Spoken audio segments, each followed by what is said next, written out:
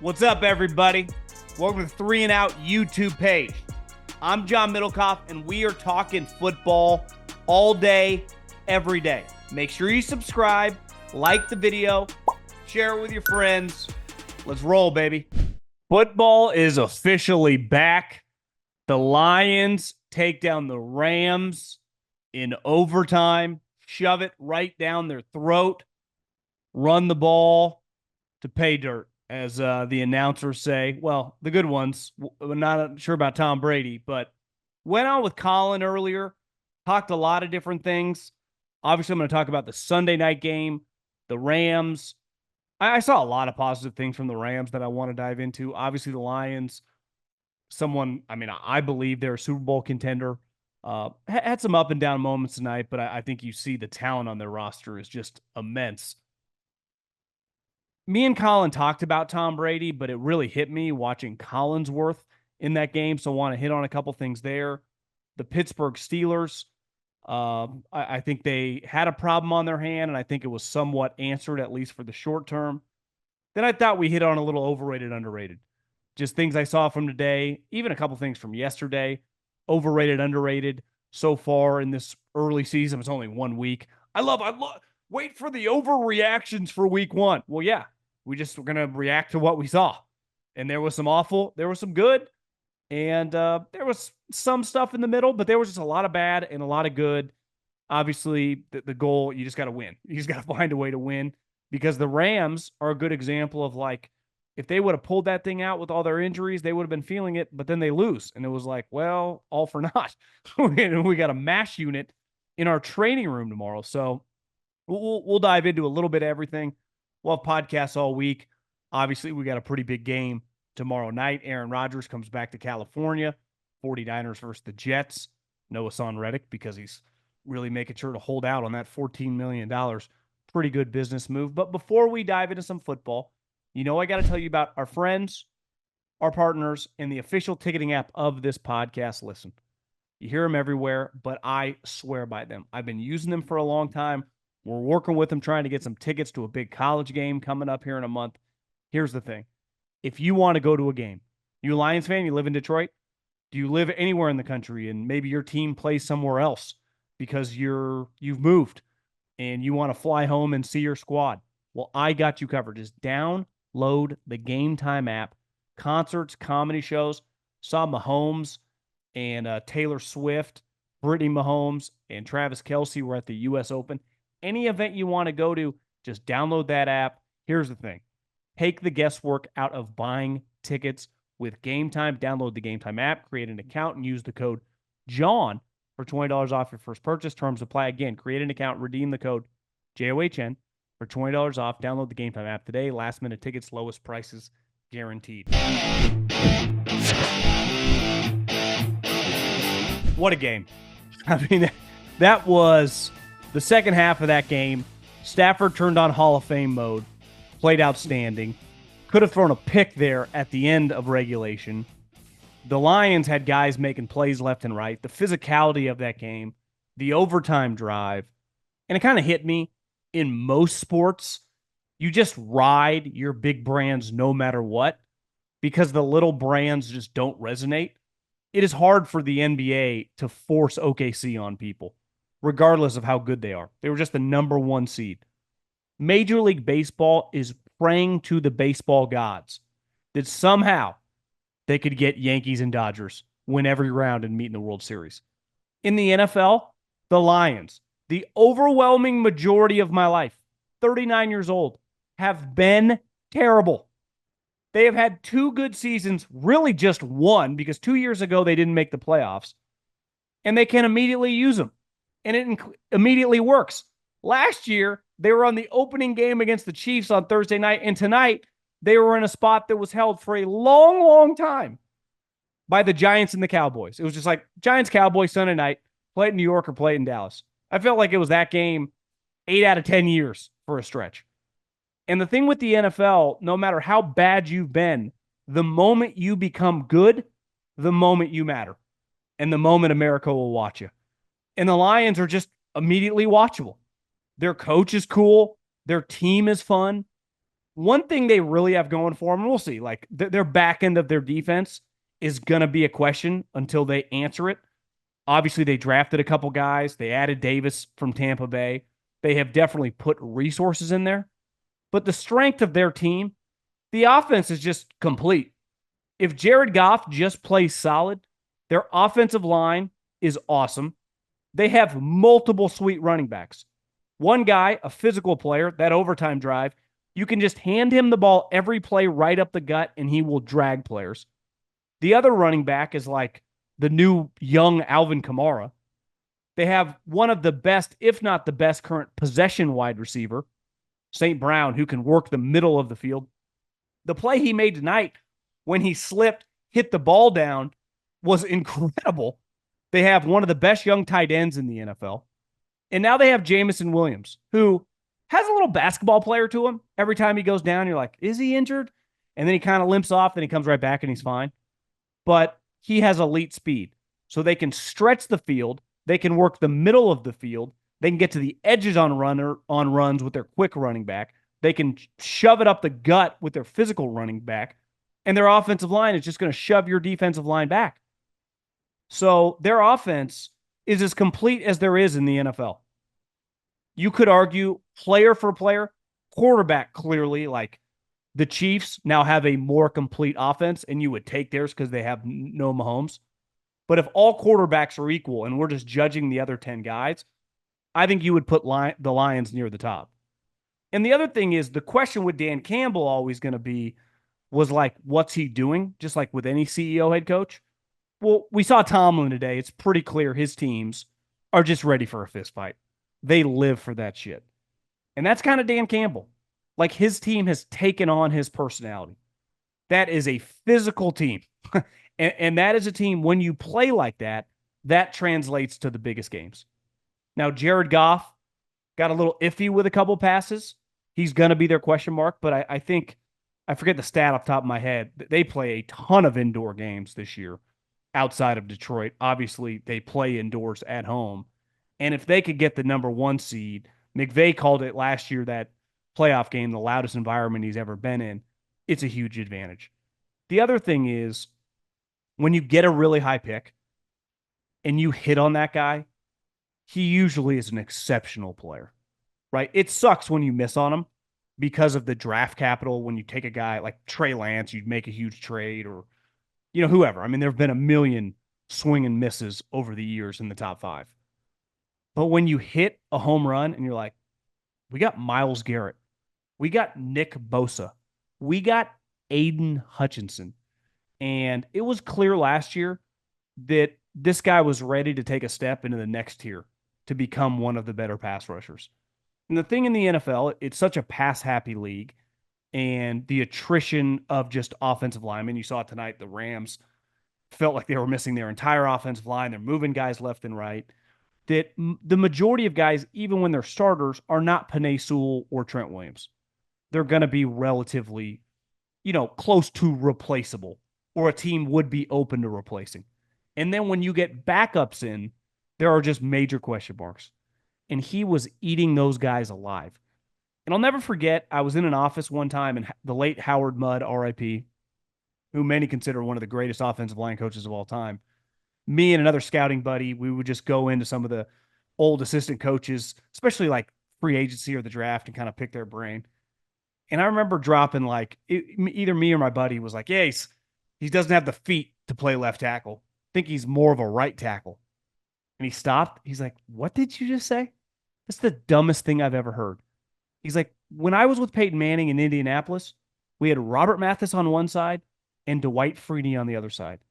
And any good pass rusher worth their salt can play on either side.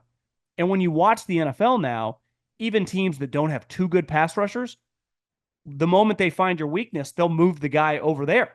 We saw it on Thursday night with Chris Jones. He was just finding the weak link, and he would just move over the guy. Whether he was a guard, whether he was the right or left tackle, it didn't matter. And you saw Aiden Hutchinson tonight moving around. You see Micah Parsons do it all the time. And greatness, when you're able to move all around the line of scrimmage and you have elite talent, his motor is awesome. Like, he's a guy headed towards stardom. Now, if Jared Goff turns the ball over, anything's possible. And tonight, he put some balls in iffy spots. But to me, the completion of their offense, and they've had the same offensive coordinator now for going on 3 years. He seems to not want a head coaching job. He kind of just looks like an offensive coordinator. When I saw Ben Johnson, I'm like, you should just stay as the Lions offensive coordinator, make like $5 million a year and just run this out for a little bit. But that offense is unreal. And if their defense is solid, they're going to be a problem.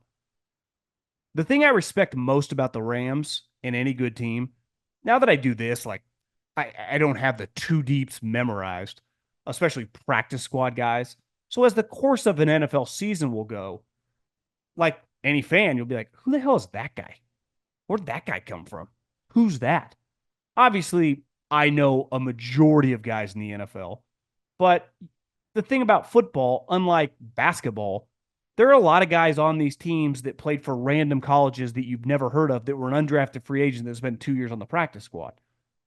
And to play on a good team, to play for the Ravens, to play for Andy Reid, to play for Kyle Shanahan, to play for these good teams, obviously as a starter, you have to be good, but to stick around and to handle training camp, handle the offseason, to handle the intensity of practice during the year, you got to be a serious cat.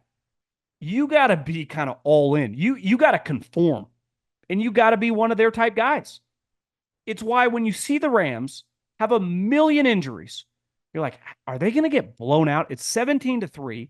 All of a sudden, 3 or 4 guys are going to the tent, going to the back. Puka's hurt. Like, how are they going to overcome this? Obviously, Stafford, turned into a Hall of Fame version of himself and was awesome. And Cooper Kupp looked like Chris Carter on the sideline. But to me, that's culture. Is you can implement and put in guys in an enormous spot on the road against one of the best teams in the league and go toe-to-toe with them. Now, eventually they ran out of gas. I mean, that defense was shot. If it was a video game 1 to 100, they would have been like close to 0. I mean, they were running on fumes, so I don't blame them for getting smoked on that last drive. But the second half, playing with a bunch of random guys, they came to play because they're ready to play. Because the only way you play in that operation is be a ready-to-play type guy. Take your shit seriously Monday through Saturday when no one's watching. When the majority of your snaps for portions of your career are on scout team. And the only reps you might get are in like individual situations with the starters. Once you split up in practice, you go to the other side and you service the other team. But do you take that really seriously? The reason the 49ers loved Purdy before he even started, because the defenders were all like, God, this guy's awesome on the scout team. How serious he takes it, how good he is against us, how hard he is to defend. Like, they really respected him. And that happens on good teams. You earn the respect that way, and that's how you improve. So when your number is called, when this guy gets hurt or that guy gets hurt, one, you know what you're doing, right? It's not easy to play in the NFL schematically, especially for guys like Sean McVay. It's very complex. So you got to know the playbook. But two, like, it's not too big of a moment. Like, you have prepared. And I saw the Rams full of dudes that, like, that's a really, really impressive thing they got going. And I'm really glad that Sean McVay a couple years ago turned down whatever it was, $15+ million a year to go work at Amazon when he was kind of quote unquote burned out, because he's a big addition to the league. Like, he's a good coach. And obviously, and I think we compare him, and I'm guilty of this, is like he's synonymous with Kyle Shanahan. It's like, well, he's a Shanahan guy because he works for the Shanahans, right? He worked for Mike and Kyle, and then they all have the same guys that work under him, the LaFleur brothers. Like, they're all kind of interconnected. He's actually much more like Andy Reid. Kyle, in that situation, with all the injuries to the offensive line, even with Stafford, would have ran it at a much higher clip. Because at Kyle's core, he wants to run the ball because that's what he's learned from his dad. Run, run, run. And then set up the pass off that. That's not really who Sean is. Sean, like Andy, wants to pass no matter what. And there were points in the game when they were down. It's like, God, Sean, run the ball a little bit more, but he can't help it. Now, he'd go, I got Matt Stafford, who's probably going to be the best quarterback that I ever coach, and Cooper Kupp's healthy, and Stafford will just figure it out, even if he has to scramble and move around to save his life, because he did several times. But Sean McVay, at his core, is kind of proven, and he proved this last year, he wants to pass. And where he has in common with both guys, because whether you're a run-first guy or a pass-first guy, do you put a premium on physical practices and physical defenses? Because the only way you get better and more physical on defense is by practicing hard. And clearly the Rams now, we have a sample size, whether Aaron Donald is there or not. And they showed him last night at the USC game. The fucking guy looks like Arnold Schwarzenegger. It's like, I get he made enough money to accomplish a lot, but there's no doubt in my mind that if he just showed up to practice Monday or Tuesday and played this Sunday, he would get a sack. He looks fantastic. But you remove him, and like their physicality didn't skip a beat. Ernest Jones wants more money. See you later. We got some undrafted free agents that are coming up on the squad. We'll just move on. But Puka Nacua, like, we'll see what his injury is. He had 4 catches before he got ruled out. Like, if he can't go for a while, that's a pretty big blow. He wasn't just like a revelation last year. Like, oh, look at this rookie receiver. He got 105 balls. He was one of the better wide receivers in the NFL. Now, part of doing that, Cooper Kupp was banged up and a shell of himself, and he looked fantastic tonight. But if I gave you healthy Puka and healthy Cooper, even with this banged-up offensive line and the way Stafford's playing, you got major problems as defense. I don't care who you are. And Stafford was kicking himself. He had a chance to get a big third down there late in the game, and he kind of overthrew him as he's in a lot of pressure. Because when you're going to pass it all the time, and you got a bunch of backups in against Aiden Hutchinson, who's going to be easily $100 million guaranteed pass rusher, it's hard. But I think at his core, it's pretty clear, like, he wants to pass, he wants to pass, he wants to pass. Maybe Ben Johnson wanted to run in that final drive in overtime, but I will guarantee you this. Dan Campbell was in the headset. Run the ball. Run it down their throat. And then the moment it works for a couple runs, run it again. What was a Herb Brooks line in Miracle? Again. I mean, that's kind of what he was doing. And I don't know if McVay would have done that, not because he's anti-successful plays, but you have a core philosophical belief as a coach. And it's kind of clear when you watch these two guys, both of them like physical plays. It's why I gravitate towards certain type of coaches, why I like the Harbaugh brothers. Tomlin's got his flaws, but I love the way that he thinks about football. Like Cliff Kingsbury's never really been my style. I'm not into that type of shit. That style of football isn't for me. I like more old school football. Now you can have a new school flavor on it. And like Andy would throw it every single play. But you better believe that his defense that he is going to build and draft for is going to be to inflict pain on you on a per snap basis. And I thought the Rams brought it today. It was really impressive. What a fantastic game. Fantastic night for the NFL. Kind of a weird day. Not some, I wouldn't say great matchups today, but the primetime games, the NFL has come through. Obviously, the Thursday and Friday night games, those two brands, or I guess those 4 brands, those games were really entertaining.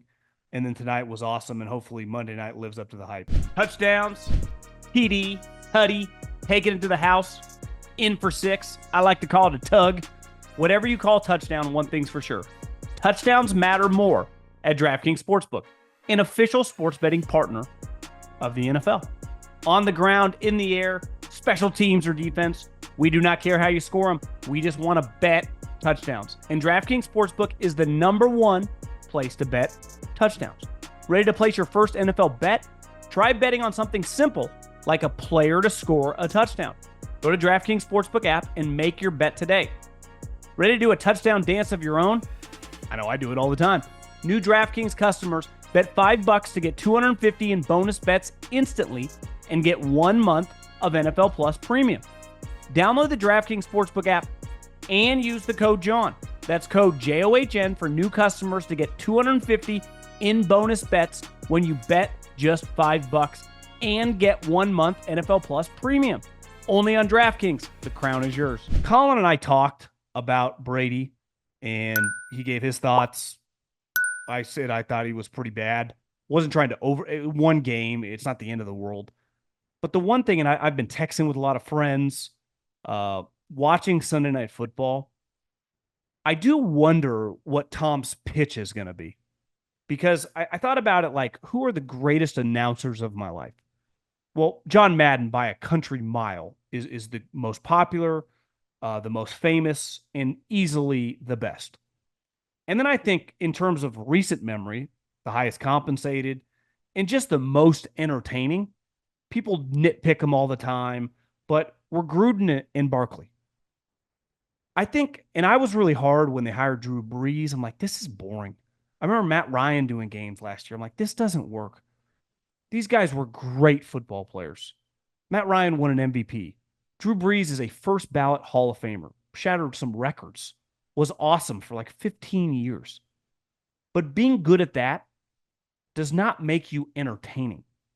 And the one thing I hoped, because Tom was such a good teammate, he's such a guy's guy, I do think it's difficult for that to come out when you're not used to it. Like talking on a mic and being entertaining, whether you're calling a game, whether you're a radio host, whether you're a talk show host, whether you're a podcaster, is not easy. It's why a tiny percent of people that do it are successful in terms of make money and get people to watch. It's hard. I can count on like two hands the people that I think are really entertaining either on TV or radio/podcast. It's difficult to do. So the more I thought about Tom Brady, of course he was kind of bad today. Like, it's just, he's never done this. He has done these trial runs when no one is watching and the game has already been played. Who cares? That's impossible. The only way to get better at anything, that's why I've always been a huge believer of playing young players, is through experience. Now, the hard part is as a player or like a manual worker or something, like you can just kind of just keep doing it and physically go at it. This is not one of those things. Like Tom, the overall percentage of people that watch football is large, right? Relative to all other television shows. It's millions upon millions of people. I saw like 30 million people watch Thursday Night Football. I'd imagine tonight the number is very similar. You have a lot of people watching. And you watch Collinsworth. And I bet if I got on Twitter or Reddit or something, you'd see opinions all over the place. He's just loose. And he's fun. And he talks a little bit in football lingo. But there's a reason that the X's and O's shows have never had any success on television, in podcasts, even on the blogs. Because that stuff's boring for anyone who is not a die hard football guy. And unless you're truly doing it for a living, it's like, it's not going to resonate. So what resonates with people is much more surface level with entertainment value mixed in. And I think the hard part for Tom over this next season is like, how can you just loosen up? How can you just kind of be a little bit more relatable? And then it kind of hit me. I do think it's going to be difficult for a guy who is as rich and famous as Tom Brady to be relatable in that setting, even if he could have a beer with me or you and be relatable. Because I bet he could. I bet Tom Brady could come over to my house, sit in the backyard, have a beer, and we could have a pretty easy conversation. But I think in that spot, when he's feeling the pressure and he hasn't had a job like this with this many people watching, besides being a player, when he's been less prepared. I mean, when he was playing for the Tampa Bucks, he had 20 plus years of playing, being coached by Belichick, being coached by guys like Charlie Weiss, Josh McDaniels, Bill O'Brien, playing in the biggest games. He'd seen it all. And now, like Kevin Burkhardt, who's the ultimate pro, who's been doing it forever, is like really smooth. He's fantastic at his job. Tom Rinaldi. I mean, nobody is better at his job than Tom. But that's all these guys have done. And then you put Tom in there, and all he has going for him right now is he's Tom Brady. He's really famous. But you're watching him, you're like, what's this? What's going on? And I do defend him like it would be a tough situation to be thrown into, and nobody, I don't care how rich you are, unless you're like Jeff Bezos, is turning down almost $400 million to call football games. But I don't know what his pitch is. Whether you like Tony Romo or not, and listen, I've been up and, warm and cold on the guy. He has a pitch. He's really fun. He's really energetic. Chris Collinsworth, somewhat similar. He's kind of the old uncle who's just like, God, this guy's just having a good time watching ball. Aikman, kind of like an old school red ass. He will light people up. Tom was lighting nobody up today. I mean, Deshaun Watson is an embarrassment, an absolute embarrassment for the NFL. Think about it. He got one of the most historic trades we've ever seen in terms of draft compensation. He got the biggest contract in the history of the league, and he's a bottom 5 starter in the NFL. Like, it's a joke. And everyone, there is not a football fan today who was watching that game that wasn't texting with someone being like, what is this? And Tom was like, yeah, he just needs to work a little bit more. He just needs to get a feel as a group. Like, no, Tom, this guy blows. 30 million people on their couches are literally all saying it. Maybe there's a few. It's like, well, he's got some backup offensive linemen. He's being paid $60 million a year to run around if he's getting chased. He can't even do that anymore. And it's like, you got to be able to say something. If you're not going to be the fun guy, right? You're not going to be Collinsworth like, oh, Mike, Gibbs. You got to be Aikman would have taken a blowtorch right there. So you got to be one or the other. And it feels like, I don't know if Tom, I know he doesn't know because he doesn't have a style yet, but he was just styleless. There was nothing. It'd be like a pitcher who just, what do you want to throw? It's like, I don't know. Well, you got a fastball, you got a changeup, you got a curveball. Like, we got 2-strike count here. We need to get an out. What's your go-to pitch? I don't really have one. I just kind of, I don't know. It's a problem. And it's going to be a little bumpier than even I thought. Like, I like Tom. I told Colin that I admire the guy, his life story, the late round pick, how hard he works, how much people like him. But now he's an entertainer for me. He's calling one of the biggest games of the week every single Sunday. And it was atrocious. It really was. And he couldn't have a better crew. Like, it's like, could there be easier people to work with than Tom Rinaldi and Kevin Burkhardt? It doesn't get any easier. And he was bad. And I think sometimes I hate it when like everyone's saying something. But I think this is going to be one of those where universally, like, everyone's in agreement. Like, that was a rough watch. One thing that was not a rough watch is the Steelers defense. And that unit today gave the Atlanta Falcons a physical beatdown. And this was the same team that told Bill Belichick they weren't interested. They drafted a quarterback with the number 8th overall pick when they had just given Cousins $100 million. And I said at the moment they did this, and I like Michael Penix more than most. I think he's a pro-ready plug-and-play guy. I think we looked at the Cousins as like you were signing Peyton Manning or Tom Brady, like when Denver and Tampa signed those two guys. It's like this guy who had turned into a good player 2 years ago and probably for like a 5-game stretch last year before he tore his Achilles. But for most of his career, I would say no one was just more polarizing because he was making a lot of money and people was like, is he any good? We know he's not bad, but like, is this guy a top 10 guy? And he'd have moments where he clearly was, but his equity was always floating somewhere like 12 to 16. And then he goes to this brand new team. It's like, this guy's the savior. And then the Steelers and TJ Watt today were working him, destroying. And then he's throwing interceptions. His last pick toward the end of the game was just low-level, bad quarterback play. And you wonder, when a guy has no equity and is getting worked by a team that, listen, I was guilty of, I thought was going to stink, and maybe they don't because the culture of Mike Tom is like, yeah, we'll just win every game 18-15, 18-10, 17-13. We have no problem playing like that. And if they stay healthy on defense, they probably can. And they worked Atlanta in the second half with Justin Fields, who is like much more of a runner than a passer, though he made some good passes today. And I do wonder, Atlanta, who carried themselves like, we know what we're doing. Raheem Morris said, like, they asked him, why is your staff so big? Because they have one of the biggest, if not the biggest staff in the league. And he said, because we plan on winning, and when we lose coaches, we will have reinforcements already here, so we don't need to onboard new guys. I like guys that believe in themselves, that seems like a pretty crazy thing to say. That seems like you're not taking over the Mahomes Chiefs here. You're taking over a team that's won 21 games in the last 3 years. And all we've heard about was how great their skill guys are. And then you're like, well, is Bijan some all-star? Kyle Pitts is already banged up. Is he maybe one of the most overrated draft picks of all time? And we just got that one wrong.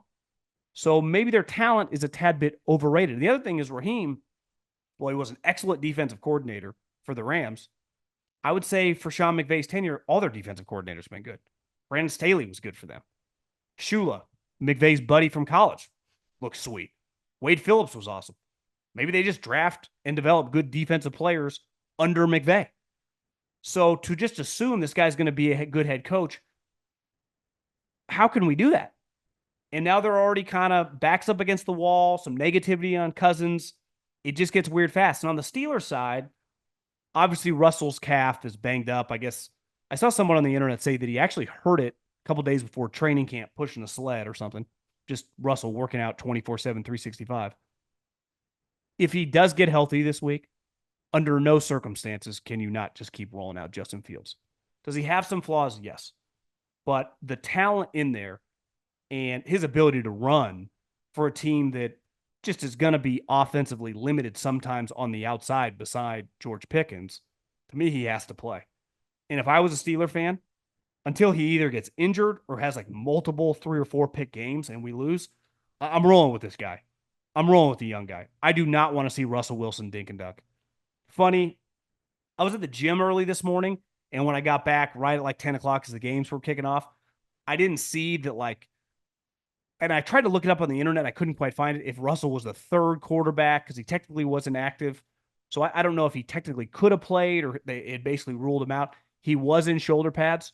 So if he was truly inactive and couldn't play and wore shoulder pads, kind of a geeky, dorky move that is the reason no one takes him seriously. What's going on? I was just about to podcast. But you know what I usually do before I podcast? My friends at viahemp.com sent me these THC-free Flow State Focus gummies. I've been taking one every day the last couple weeks before I podcast, and I gotta say, I think my podcasts have been pretty fire. Now, I do like a little THC, especially at night. I've already used one of these. This is my second batch. The Dreams one. It's got 5 milligrams of THC. It's got 90 milligrams of CBD. Cannot recommend this one enough. And here's the thing with Via. You can go to 0 to 100 milligrams, so you can control what you're comfortable with. The balance between CBD and THC. If you like no THC, they have a lot of THC products that, like I said, cannot recommend them enough. So here's what I need you to do. If you're 21 or over, go to the link below in the description. Use the promo code JOHN, that's my name, promo code John, for 15% off. And when you check out, make sure you let them know who sent you, 3 and Out Podcast. So prioritize your recovery, enhance your everyday life, like I have with Via. Want to do a little overrated, underrated. Obviously, Atlanta, I mean, we just hit on. I never bought into it. I just refused to buy into it. And I feel more validated today. The hype on this team talking about like they were just going to win 12 games was crazy talk to me. Like Cousins and Raheem Morris were Bill Walsh and Joe Montana. I've been saying this for a while. I understand they played the Panthers, but I thought the Saints were underrated. Their defense is good. They have a really good defense.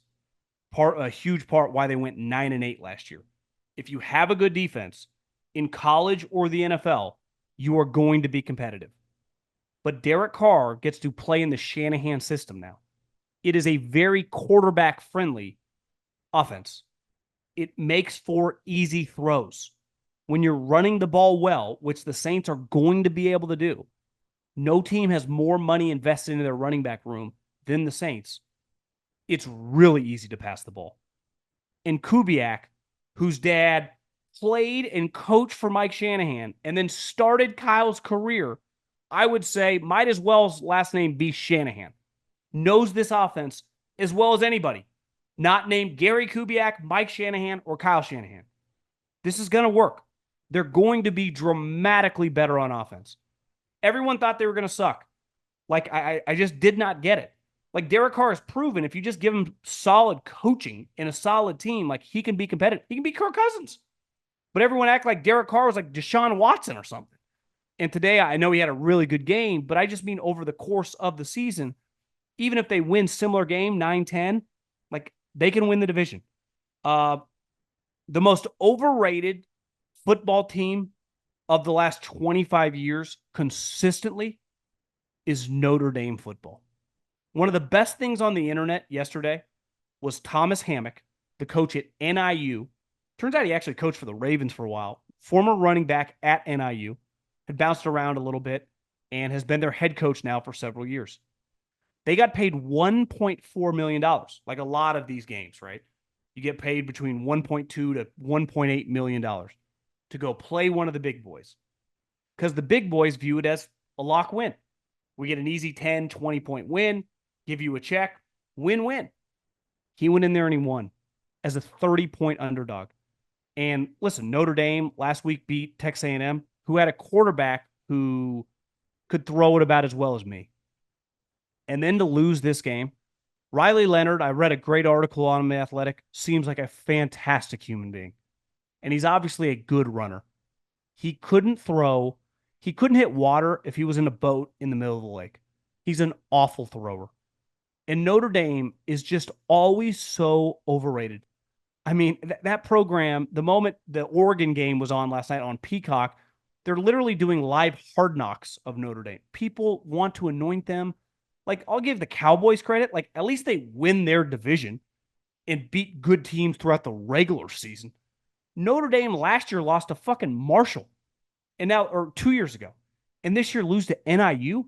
It's got to be one of the worst losses in the history of the program. Absolute embarrassment. And no program, they got to just be the most overrated. They're still talked about like it's Lou Holtz, 1987. Like, no, guys, it's 2024. Your skill guys are never good enough. And maybe it's because of the academic requirements. They can't get in the guys to school like Ohio State or LSU or Alabama or whatever. Regardless, you don't have them. And they do. And to play NIU, who I guarantee if you had to do 1 through 50, an NFL GM on the rosters, there wouldn't be many NIU players picked. So just a horrendous loss. This guy was rated the most overrated player in the NFL by players. Might be one of the most egregious things in the history of the league. Tyreek Hill being number 1 overall in the players vote, a little crazy just because, like, how is Patrick Mahomes? But I think all of us would agree. Tyreek got a little Scotty Scheffler treatment today. I didn't know Tyreek, who I think I've seen on a podcast, said that he wanted to be a porn star when he was done playing. I think he has like 12 kids. He literally said that. He also wants to be a cop. And I think he said when he was getting arrested, he was telling the cops, like, I want to be a cop. Which, can you imagine Tyreek Hill when he becomes a cop and someone tries to run away? He's like, hey, I'll give you like a 10-minute head start. Just take off down the road. You're screwed. I'm going to get you pretty quick. He'd be a fast cop. But I get it. Tyreek, to me, is one of the best players of his generation, one of the greatest players I've ever seen. But people saying Josh Allen is overrated, are you guys on drugs? Are we watching the same stuff? Like, are we Josh Allen on the Bills? Is there another Josh Allen on another team? Is Josh Allen the guy does he play for the Panthers or something? Because the dude on the Bills is one of the best players I've ever seen. Easily. He's definitely one of the more physically talented players I've ever seen. And he wins. And he produces every single year. Today, they're getting their ass kicked by the Cardinals, who were just a tough team to play week 1 because of Kyler. It was like, yeah, I'll just figure out a way. I'll score 4 touchdowns. Break my hand, tweak my hand, whatever. Wrap that shit up. I'm ready to roll. Like, what are we talking about? Lamar Jackson has so many defenders. Every corner of the internet, every podcast, everyone's defending Lamar, which I get. I root for the guy too. I want him to get better, but he's a very flawed player for being a great player. A huge reason for his greatness, he's arguably the greatest runner we've ever seen at the position. But as a thrower, he's very hit or miss. Josh is an infinitely better thrower. And while he's not as fast as Lamar, he's got some Cam Newton to his running game. Running guys over, running over guys, an incredible red zone runner in terms of quarterback sweeps. Overrated? It's fucking laughable. Overrated. I had a little money on this game and it was tough. I'm not gonna lie, when Tyreek got arrested, I don't root for any of this stuff. But when you do have money on a team like I did with the Jags, and you see the best player on the other team get arrested, my first thought was, God, they're gonna win. He's not gonna play today. And then obviously cuffs off, he's playing, and by the middle of the game, he's hitting like a 70-yard bomb over the middle. I'm like, fuck. Doug Pederson today, and I still quite, is Doug Pederson calling the plays? Is Press Taylor calling the plays? They were dominating that game. And in the second half, from their own 30, he went for it on 4th down. Now, Miami ended up missing the field goal, but the play call to do that, I'm all for being aggressive. I'm a pro-aggressive guy. Not Brandon Staley aggressive, but there are points in time, go for it. Totally get it. I can't get behind and understand the logic. I don't give a shit how many Harvard and MIT graduates that are handing you Excel spreadsheets that tell you to do stuff like that. If you don't get it, they have 2 incredible offensive weapons in Waddle and Hill. You're giving them the ball with 30 yards to score a touchdown. 30 yards. That's insanity. He missed the field goal. Ultimately, whatever. It didn't cost them points. They ended up losing the game. But that's a game that I don't know how Doug sleeps well at night. You cannot lose that game. You're killing them. And their offense just became putrid in the second. They couldn't move the ball. They have too many offensive weapons. You're paying your quarterback $200 million guaranteed. How can you not throw for 200 yards on the Miami Dolphins? And last, underrated. Honestly, didn't know much about this guy until last week when he scored 6 touchdowns. Well, last night, Oregon, Boise State was an incredible night game. It was on Peacock. They had like their C team there. It kept blacking out. Not an easy watch by any means. And I'm not anti-Peacock. I pay for it. But the Peacock game, Thursday night or Friday night, who'd they play? Eagles, Packers. I was wrong on Jordan Love. Thought he rolled his ankle, tore his MCL or MCL sprain or whatever. He's out 3 to 6. So take the L on that. Maybe I'm not a good television doctor. But the Peacock broadcast, Oregon, Boise State, who I had a little money on Oregon because I thought they would, Boise State, great program, has never lost to Oregon. But like Oregon just got embarrassed against Idaho. I thought they would kill them. All of a sudden, Oregon's losing. And Boise State's running back, last year, his name's Ashton Jeanty, ran for about 1,350 yards, 6 yards per carry, 14 touchdowns, caught another 43 balls and 5 touchdowns. Some scouting buddies, I really like the guy. Last week, he almost ran for 300 yards and 6 touchdowns, but it was against Georgia Southern. Against Oregon, he had 25 carries, 192 yards, and 3 touchdowns. I'm texting around. I'm like, is this guy going in the first round? And I had a buddy say, well, he's probably closer to 5'6" than 5'8". He's really small. So he's not a first rounder. But he is easily one of the best players in the country. So I Googled Darren Sproles, who, when he played for Kansas State, was also one of the best players in the country. But he was tiny. He went and this guy is physical runner. He's fast. He can go outside, and he obviously can catch the ball. I'm not saying he's exactly Darren Sproles, but I think there are some parallels. Really small guy. Darren Sproles went in the 4th round. I looked yesterday. Darren Sproles played 14 years in the NFL. Not saying Darren Sproles should have gone in the top 10, but I promise you this. He probably should have been drafted in the 2nd round. And that's where this guy's going to go. So if you get a chance, Boise State's on, watch their running back. Because Ashton Jeanty, and I've watched a lot of college football these first couple weeks, I'm not saying he's going to get drafted the highest, but there can't be 10 better college players right now that play on Saturdays than that guy. So props to him. He's got 9 touchdowns. He has 9 He played 8 quarters of football. He has 9 touchdowns. Just an incredible effort so far. It was September 7th. It was September 7th, and he finished with 9 touchdowns. So maybe he can get to 30.